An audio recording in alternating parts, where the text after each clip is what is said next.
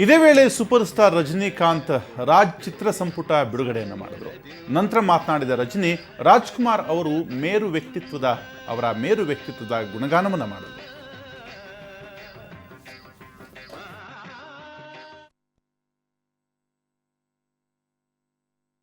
ಸಾವಿರದ 1927ರಲ್ಲಿ ಆ ದೇವರು ಬ್ರಹ್ಮ ಒಂದು ಮಳೆಯ ಹನಿಯನ್ನು ತಯಾರು ಮಾಡಿ ಆ ಮೋಡದಲ್ಲಿ ತೇಲಿಬಿಟ್ಟ.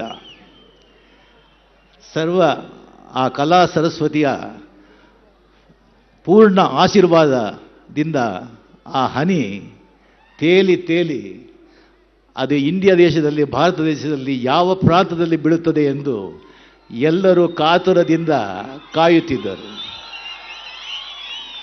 ಯಾವ ನಾಡು ಆ ಹನಿಗೆ ಬೀಳುತ್ತದೆ ಎಂದು ಕಾಯುತ್ತಿರಬೇಕಾದರೆ ಆ ಪುಣ್ಯ ಕನ್ನಡ ನಾಡು ಪಡೆಯಿತು.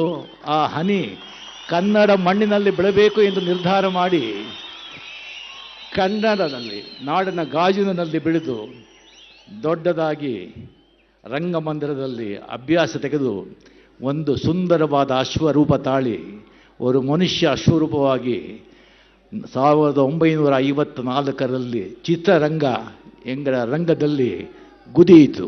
ನಾಗಾಲೋಟದಿಂದ ಗುದಿಯಿತು. ಮೊದಲು ಆ ಅಶ್ವ ಮೇಲೆ ಸವಾರಿ ಮಾಡಿದವರು ದೊಡ್ಡ ಸಂತರು, ಬೇಡರ ಕಣ್ಣಪ್ಪನವರು. ಅಲ್ಲಿಂದ ಶುರುವಾಯಿತು ಅವರ ನಾಗಾಲೋಟ. 1954 ನಲ್ಲಿ ಸ್ಟಾರ್ಟ್ ಆದ ಆ ಪಯಣ 2008 ಮುಗಿಯಿತು. ಕರೆಕ್ಟಾಗಿ 54 ವರ್ಷದಲ್ಲಿ ಸ್ಟಾರ್ಟ್ ಆದ ಪಯಣ 2008ರಲ್ಲಿ ಮುಗಿಯಿತು. ಇದು